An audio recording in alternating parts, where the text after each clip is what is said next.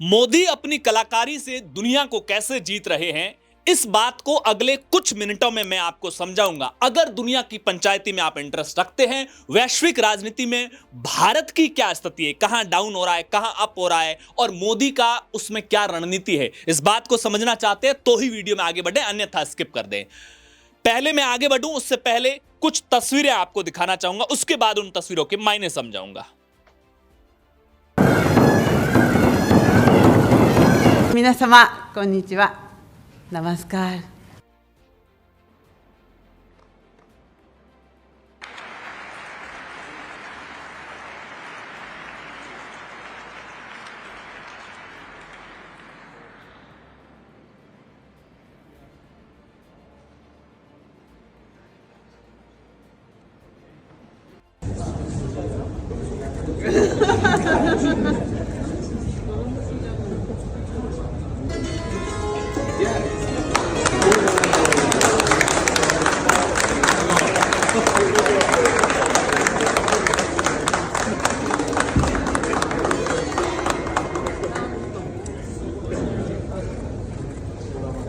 और मेरी छोटी बहन प्रधानमंत्री ताकाईची जी, I would like to extend my heartfelt gratitude to Prime Minister Modi and the people of India for your warm hospitality on the occasion of my visit to your country.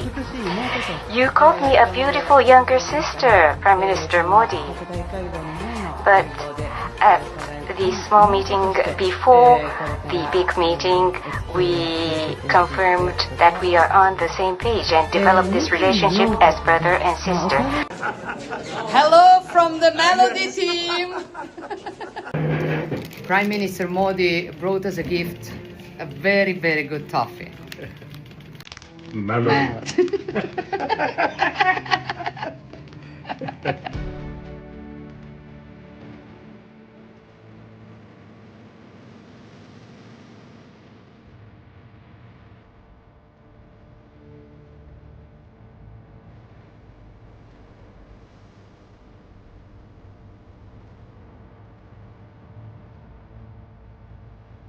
Prime Minister Modi, my good friend Narendra, I want to wish you a happy birthday.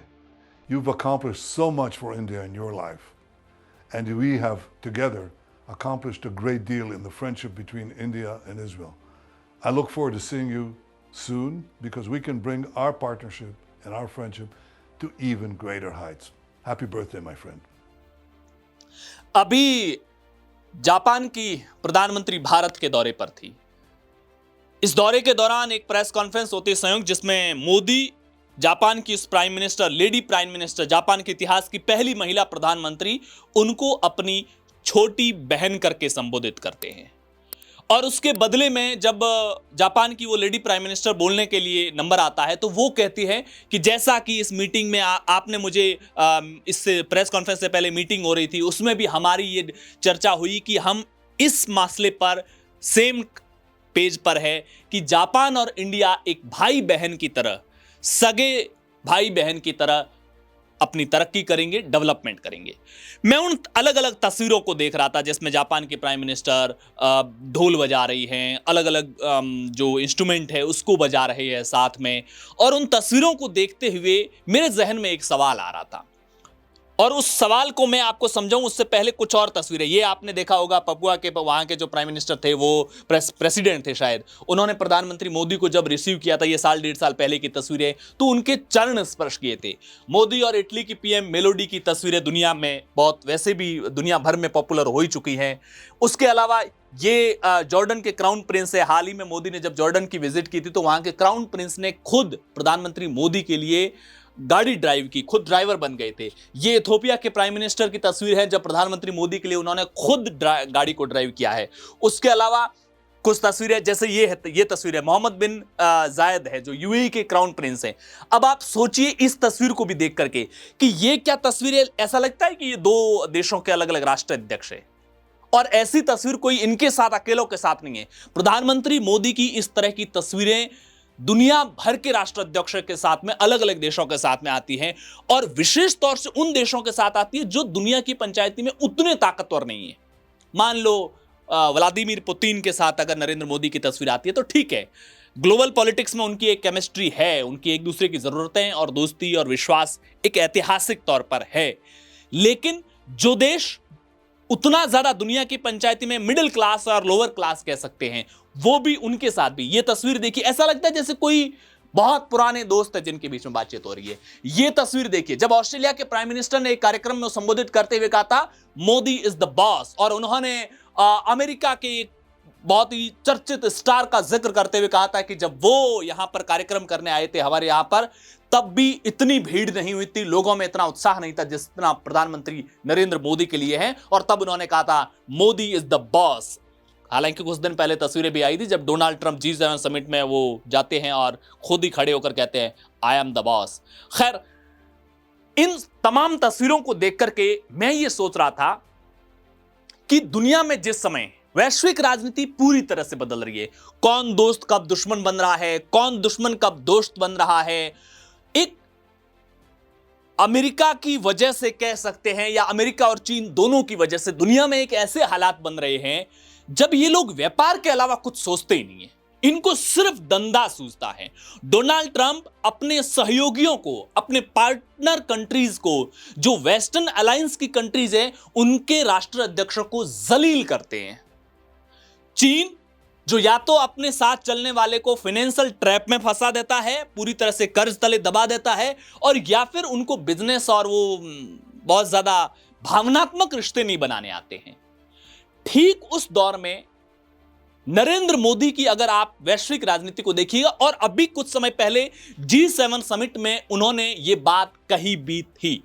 उन्होंने कहा था कि जिस दौर में दुनिया पूरी तरह से बदल रही है, उनके कहने का मतलब था कि भाई जब एक दूसरे के बीच में अविश्वास बहुत गहरा हो गया है, सिर्फ अपने स्वार्थों के लिए दुनिया आपस में लड़ भिड़ मर रही है, उस दौर में हमारे जो पर्सनल रिलेशंस है, एक राष्ट्र अध्यक्ष का दूसरे राष्ट्र अध्यक्ष के साथ जो क्लोज टाई है, एक कंफर्ट जोन है, वो हमारे लिए शांति का सबसे बड़ा पैरामीटर होगा, और वही आने वाले समय में दुनिया की प्रॉस्पेरिटी, तरक्की और शांति के लिए सबसे इंपॉर्टेंट होगा।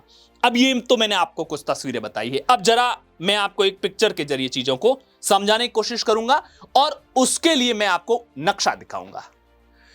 अब अभी कुछ दिन पहले इस नक्शे को जूम कीजिएगा, दुनिया में आपको ये इस नक्शे के ऊपर तमाम बड़े देश दिख रहे होंगे।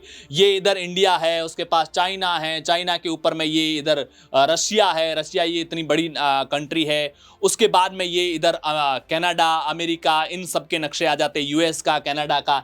लेकिन हाल ही के दिनों में प्रधानमंत्री मोदी एक ऐसे देश के दौरे पर जाते हैं जो नक्शे में आपको दिखेगा ही नहीं अगर आप इस तरह से पूरा नक्शा घुमाओगे। नहीं, अब आप जरा अरेबियन सी के नीचे आइए, ये इंडिया का नक्शा है, इधर थोड़ा सा नीचे आइए, ये अफ्रीकन कंट्रीज है, अफ्रीकन कंट्रीज के साइड में इधर मेडागास्कर के ऊपर की तरफ नक्शे को थोड़ा जूम कीजिए। नक्शे को हम जब जूम करते जाएंगे तब यहां पर सेशेल्स का नाम आता है। अभी भी नक्शा नहीं आया है, इतना छोटा देश है कि वहां की आबादी 1,35,000 की ही है। हमारे यहां पर एक विधानसभा होती है ना, वहां पर 2.5 लाख वोटर होते हैं, आबादी लगभग 3.5 लाख के आसपास होती है, और यहां की टोटल आबादी है 1,35,000। सेशेल्स जैसे छोटे देश, वहां पर प्रधानमंत्री मोदी का दौरा हुआ, और उस दौरे को भी इंडिया ने बहुत हल्के में ट्रीट नहीं किया है। अभी अगले कुछ दिनों में प्रधानमंत्री मोदी ऑस्ट्रेलिया जाने वाले हैं। 40 साल बाद किसी भारत के किसी प्रधानमंत्री का ऑस्ट्रेलिया का पहला दौरा है। न्यूजीलैंड के साथ में फ्री ट्रेड डील होने के बाद में प्रधानमंत्री वहां के दौरे पर जा रहे हैं। खैर, तो यह देश छोटा हो सकता है, लेकिन मोदी ने अपनी विजिट में वहां के जो सेशेल्स के जो हेड ऑफ द स्टेट है, उनके साथ जो दोस्ती और उनको जो अपनी तरफ से सम्मान दिया। जब कोई बड़ा आदमी छोटे को सम्मान देता है तो वो उम्र भर के लिए उनका एक विश्वास पात्र बन जाता है।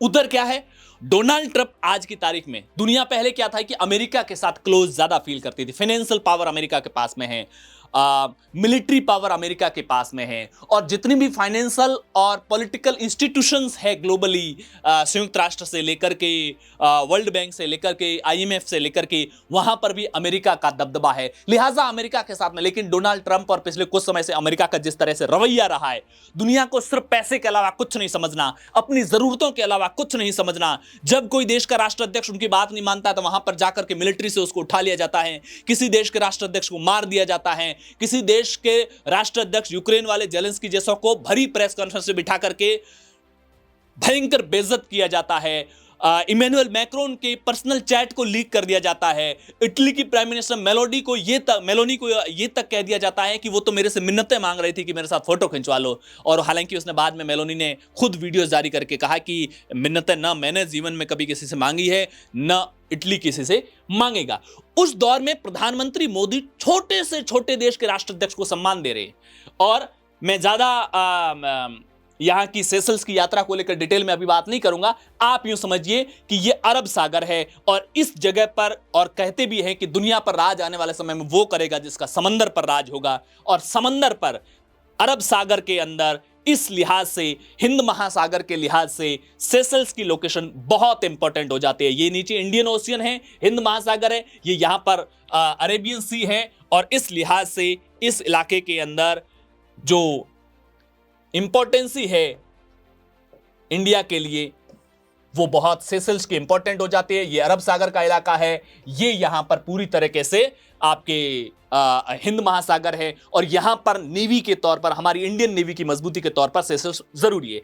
अब इसके अलावा कुछ चीजें और भी समझिए आप, वो यूं है कि अभी इन दिनों प्रधानमंत्री ने एक और महत्वपूर्ण फैसला लिया है। प्रधानमंत्री ने यह फैसला लिया है कि इंडो पैसिफिक रीजन की जो भी देश है उसमें से 8-10 महत्वपूर्ण देशों को शामिल किया गया है, जिसमें विशेष तौर से इंडिया के पड़ोसी देशों की अगर बात करें तो श्रीलंका है, नेपाल है, बांग्लादेश उसमें शामिल है। इस तरीके के इंपॉर्टेंट जो इंडिया के पड़ोसी देश, और Indo Pacific region, Indo Pacific region का मतलब है कि ये जो हिंद महासागर है, इंडियन ओशियन है, यहां से लेकर के ये इधर जो पैसिफिक ओशियन है, यहां तक पूरा का पूरा जो भी इस इलाके में कंट्रीज आते हैं, मोटे तौर पर आप नक्शे के ऊपर देखेंगे तो ये यहां से लेकर के इस इलाके के सारे, और नहीं सॉरी, नीचे ऑस्ट्रेलिया तक भी इसमें शामिल है। तो इस पूरे इलाके के अंदर जो देश हैं उनके साथ में हम रिश्तों को मजबूत करने के लिए, वहां जो अब तक राजदूत बनाए जाते थे ब्यूरोक्रेट्स को,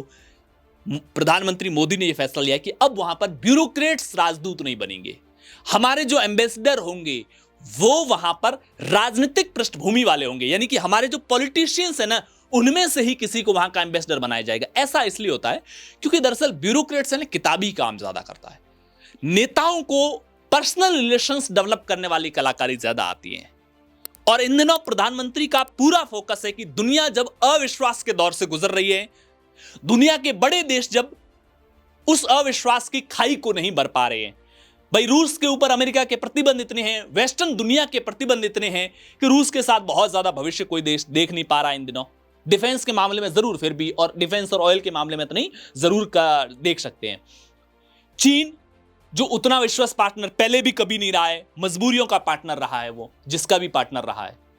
अमेरिका दुनिया को धमका रहा है। ऐसे समय में इंडिया अगर इस स्ट्रेटेजी से पर्सनल रिलेशंस डेवलप करता है, और आप सोचिए, इसका मैं एग्जांपल देता हूं, इटली की प्राइम मिनिस्टर मेलोनी का ट्रंप के साथ झगड़ा होता है, लेकिन मोदी के साथ जो केमिस्ट्री वो अद्भुत है। फ्रांस के राष्ट्रपति इमैनुअल मैक्रोन का ट्रंप के साथ झगड़ा हो जाता है, लेकिन मोदी के साथ में डिफेंस मामलों के अंदर कई डील्स ऐसी की है, जैसे हमको लगता है कि हमारा रूस के बाद में सबसे अच्छा, अगर डिफेंस सेक्टर में अगर कोई दोस्ताना व्यक्ति है, तो वो दोस्ताना कोई मुल्क है तो वो फ्रांस है। अब उसी स्ट्रेटेजी को प्रधानमंत्री मोदी ने पूरे इस इंडो पैसिफिक रीजन में अपनाने का फैसला लिया है, और यहां पर पॉलिटिकल लोगों को राजदूत बना करके भेजा जाएगा, ताकि एक देश के दूसरे देश के लोगों के साथ में, वहां की टॉप पोजीशंस पर बैठे हुए लोगों के साथ में, और वहां के राष्ट्राध्यक्ष के साथ में पर्सनल रिलेशंस बहुत मजबूत होने चाहिए। अब जब मैं ये सारी बातें सोच रहा था, तो मुझे लगता है कि पार्टनरशिप हमेशा ट्रस्ट पर ही होती है। जिस दौर में ये दुनिया के बड़े बड़े पावर अविश्वास की खाई गहरी करते जा रहे हैं, सिर्फ अपना स्वार्थ दिखा रहे हैं, उस दौर में इंडिया अगर इस तरीके से, और हम ऐसा देखो, दो चीजें, अगर आप सीधे लड़ोगे हर बात पर, अमेरिका से लड़ोगे, चीन से लड़ोगे, तो फिर इन छोटे छोटे देशों को अपने पक्ष में लाना मुश्किल होगा। क्यों? क्योंकि कोई भी देश सोचेगा कि अगर मैं इंडिया के पक्ष में जा रहा हूं, इसका मतलब मैं अमेरिका के खिलाफ जा रहा हूं, मैं इंडिया के पक्ष में जा रहा हूं, इसका मतलब मैं चीन के खिलाफ जा रहा हूं। इंडिया ने बहुत स्मार्ट स्ट्रेटजी अपना रखी है कि हमें बड़े जो देश है उनसे सीधे फाइट नहीं दिखानी है, ताकि ये जो छोटे देश है, जो मिडिल कैटेगरी वाले देश है, ऑस्ट्रेलिया जैसे देश है जो सुपर पावर में भी नहीं आते हैं, लेकिन दुनिया के लिए ऑस्ट्रेलिया, जापान ये बहुत महत्वपूर्ण देश भी है, और सेशल्स जैसे देश जो इकोनॉमी के लिहाज से महत्वपूर्ण नहीं है, लेकिन स्ट्रेटेजिक उनकी जो लोकेशन है वो बहुत महत्वपूर्ण है। वो जहां पर उनकी जगह है समंदर के बिल्कुल बीचों बीच, जहां से अरब सागर और हिंद महासागर दोनों पर नजर रखने के लिए, दोनों में अपनी स्ट्रेटेजिक स्ट्रेंथ को मजबूत करने के लिए जरूरी है, उन देशों के साथ भी अच्छे रिश्ते बनाए। तो ये जो मिडिल और लोअर क्लास की कंट्रीज है, ये इंडिया के साथ तभी आएगी जब इंडिया का किसी दूसरे देश से बहुत बड़ा पंगा नहीं हो। नहीं तो जब आपके किसी के साथ पंगे होते हैं ना, तो बाकी लोग आपके साथ नहीं जुड़ते। अरे यार, हम इनके साथ दिखेंगे तो वो सोचेंगे कि हम इनके साथ जा रहे हैं और उनके खिलाफ जा रहे हैं, तो फिर वो हमसे एक डिस्टेंस बनाकर रखेंगे। और ये जो माइक्रो लेवल की चीज है, जो थॉट प्रोसेस के लेवल की स्ट्रेटेजी होती है, ये शायद किताबी डिप्लोमेसी को एनालिसिस करने वाले नहीं समझ पाते हैं। प्रधानमंत्री मोदी की इस स्टाइल को लेकर जापान, अमेरिका, ऑस्ट्रेलिया, इन देशों को जो अलग अलग तरीके से टैकल करने का तरीका है, जो अमेरिका जैसे फुअर्ड आज के तारीख में राष्ट्र बन चुके हैं, जो बदतमीजी से दुनिया को टैकल करते हैं, उनसे एक स्ट्रेटेजिक दूरी बना के रखो। लड़ना नहीं हमको, लेकिन हमने, चूंकि तुम बहुत अच्छा व्यवहार नहीं करते हो, चूंकि तुम हमारे लिए फाइनेंशियली भी बहुत अच्छे इन दिनों फैसले नहीं ले रहे हो, इसलिए बहुत ज्यादा एंगेज नहीं हो रहे हम आपके साथ में, लेकिन हम बाकी देशों के साथ में बहुत अच्छे से एंगेज हो रहे हैं। जो देश आज इस निराशा में है कि अब जाएं तो जाएं किसके साथ में, अमेरिका ऐसे कर रहा है, हमको भाव तक नहीं दे रहा है, उसको तो जलील करने के अलावा कुछ नहीं आता है, चीन पर भरोसा कर नहीं सकते हैं, रूस, पता नहीं रूस और अमेरिका का कल को क्या रिश्ता हो सकता है, अमेरिका और ज्यादा सैंक्शन लाद दे तो वहां भी बहुत लंबे टाइम तक इन्वेस्ट नहीं कर सकते। ऐसे में दुनिया के बड़े देशों में कौन बचा? इंडिया। प्रधानमंत्री मोदी की, और मुझे लगता है कि यह रणनीति सिर्फ अकेले नरेंद्र मोदी के लेवल पर नहीं होगी। नरेंद्र मोदी का स्टाइल है कि वो पर्सनल टच डेवलप करते हैं, लेकिन ये हमारी इंटेलिजेंस एजेंसियों के स्टडी होती है, अजीत डोभाल जैसे लोगों का माइंड होता है, एस जयशंकर जैसे लोगों का माइंड होता है।